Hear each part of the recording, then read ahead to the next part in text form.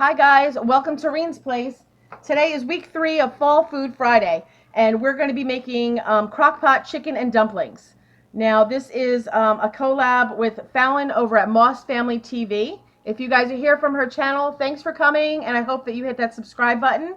And if you are not from her channel, I hope that you go over to Moss Family TV, check out Fallon's video, as well as a list of other YouTubers that are participating in this food challenge. So I'm going to go ahead and get started. What we have here, it's a very simple meal, and I have a similar freezer meal video as well, which I will link below, but this is a little bit different. I have 2 stalks of very small celery that I dice small. I have about a cup and a half of diced carrots, 2 medium diced yellow potatoes, a large onion that's diced small, and I have 3, they were like tiny chicken breasts that I cubed. Over here we have 2 cans of cream of chicken soup, a cup of water, some thyme, and just some salt and pepper. This is super quick to get going, and I'm just throwing it in. I'm using my Ninja, but you could just use a traditional crock pot would be fine. So we're going to just dump everything into the crock pot. And I'm getting a late start. It's almost 1 o'clock in the afternoon here. So I'm going to probably cook this on high. But what you can do is you can cook this on high for like 4 hours, or you could cook it on low for about 6 hours. So I'm going to go ahead and cook this on high. So let me get this out of the way. Okay, this is a super simple recipe, like I said, and it's not even like my traditional recipe. This is like I stole part of this out of my crock pot freezer meal chicken and dumplings, just because it's that easy. Okay, so everything's in. I'm going to add the 2 cans of the cream of chicken soup.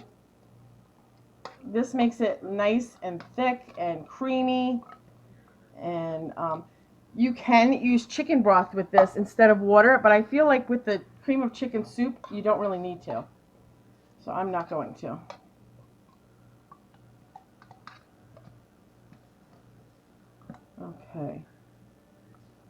Okay, we got that in. We're going to add the water. That's a cup of water.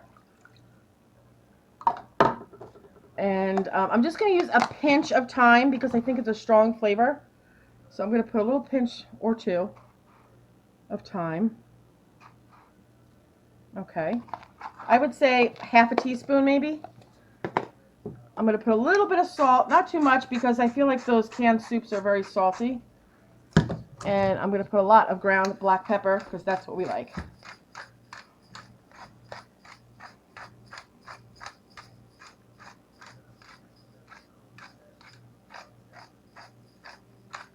Okay, that's it. I'm going to give it a stir.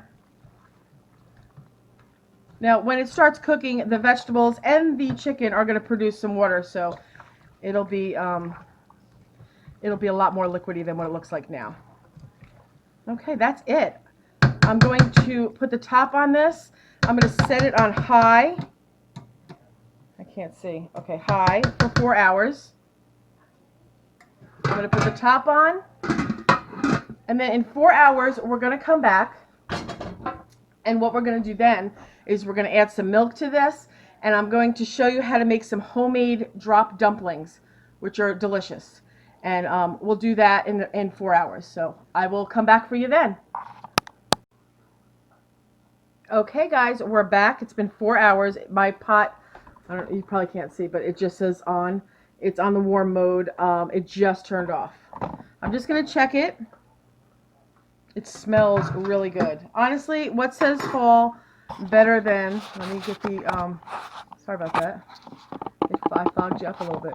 What says fall better than some chicken stew and dumplings? Okay, so it's super thick right now. I just want to check and make sure that the carrots and the potatoes are done. Oh yeah, super tender. And the carrots are tender, but not mushy. Excellent.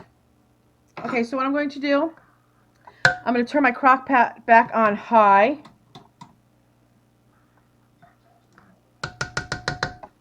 I'm going to add a cup of milk. This is going to make it nice and creamy. Give it a stir. And that is going to also provide some extra liquid so that when I add the dumplings that the stew isn't dry, that it'll still have gravy. Okay, so at this point also, just give it a little taste, the broth. And it could use a little salt. So when we come back, I'll salt and pepper the stew, and we'll drop the dumplings in. So let me change the battery real quick. I'm just about out, and I'll bring it over to my other counter, and we'll make those dumplings. Okay guys, we're back. We are going to make the dumplings. In the bowl, I have a cup and a half of all-purpose flour. To it, I'm going to add some salt. You don't have to put too much in. I'm going to add a little bit of cracked, I'm going to add a lot of bit of cracked black pepper.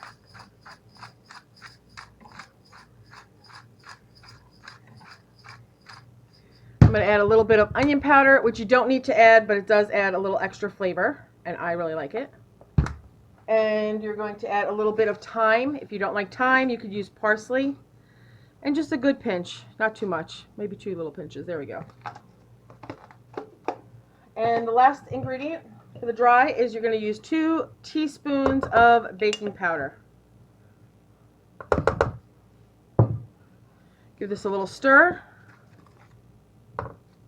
Nobody saw that, right? Okay.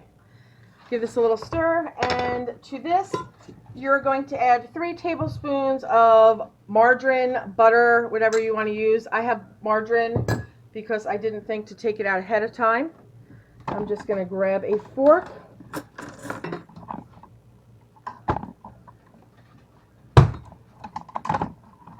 Sorry about that. I'm going to just grab a fork here and cut the butter in best I can. And you don't have to be crazy about doing this. It's not a very particular recipe. My mom used to make this like years ago, but she never measured anything. So when I first got married, my husband bought me a cookbook, and in it I found, it was a Land O'Lakes cookbook. I found a recipe for dumplings, and it was the right consistency, but I just added my own touches to it. So that's where I get the base of this. We're almost done. That's it. You just want to cut it in so that you don't see huge chunks of margarine or butter anywhere. Okay. Now to this, you're going to add, it says 3/4. I'm going to start with a cup because I like them to be a little wet. Going in.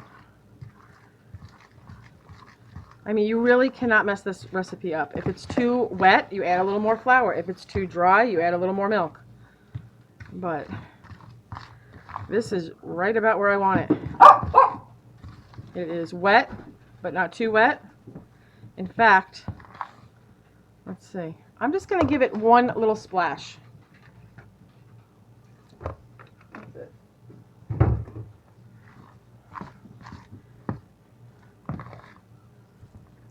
That's it. See how it's like kind of sticking to my thing? It looks a little wet. It's very sticky. That's the consistency I like. So what I'm going to do now is I'm going to grab 2 tablespoons and I'm going to swing over back to the crock pot, and we will get these in and get dinner finished.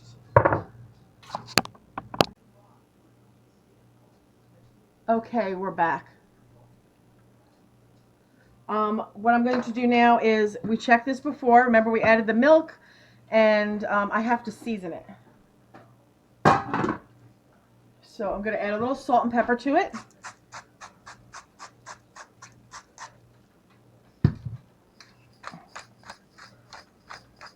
And just taste it. Taste the gravy and see if it's enough. Now it's going to look a little bit more watery than that you want it, but when you put these dumplings in, it's going to thicken that up. So that's why you want to leave it a little loose. Okay, so that's where we are here. And I am going to take 2 tablespoons and just grab, no particular size or anything. I am just grabbing them from here, just like that. And I'm going to stick them into the crock pot. Okay, leave it over here. And then you're just, putting them all in there. It doesn't really matter if they touch or not.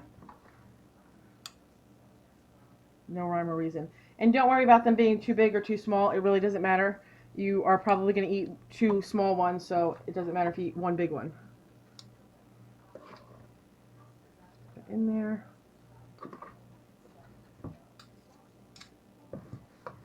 Okay, and so what you're going to do is once you put these in, you are going to close your crock pot up, and you're going to cook this on high for another 30 minutes to an hour until you stick a fork into a dumpling and it's not batter on your fork. So what I'm going to do, because I'm cooking this in a Ninja, which is like a multi-cooker, I am going to actually put my crock pot on stovetop medium, and it's going to bring this up to a boil faster.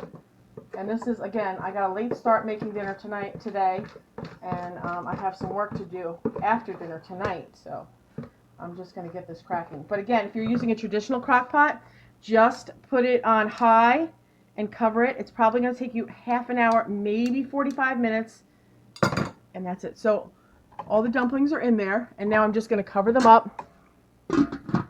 I am going to set my timer. Alexa, set a timer for 20 minutes, and I will come back here in 20 minutes and show you what we're looking at. And again, that would be like 45 minutes your time. All right, we'll be back. Okay, guys, we are back. It has been 20 minutes for me, but it should be, if you're using a traditional crock pot, 45 minutes to and about 30 to 45 minutes, I would say. Okay, so I'm just going to give it a quick look-see. Ooh, it's really simmering. I'm going to turn my crock pot off, and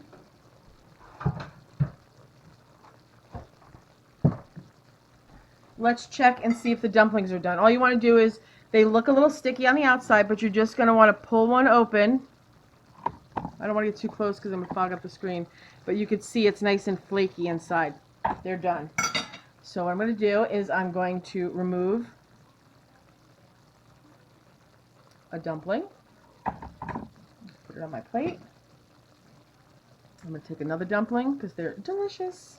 Then you just want to stir the bottom a little bit. Okay, grab my plate. And there you have chicken and dumplings on a nice, cool fall day. This is actually good any time of year, but it really makes me feel of like the colder weather and everything that fall has. So let me bring it over here for just a minute and give it a little test. This is super, super hot, so I'm trying to be careful, but get a carrot, get a potato, get a little piece of dumpling. That's a bite, huh?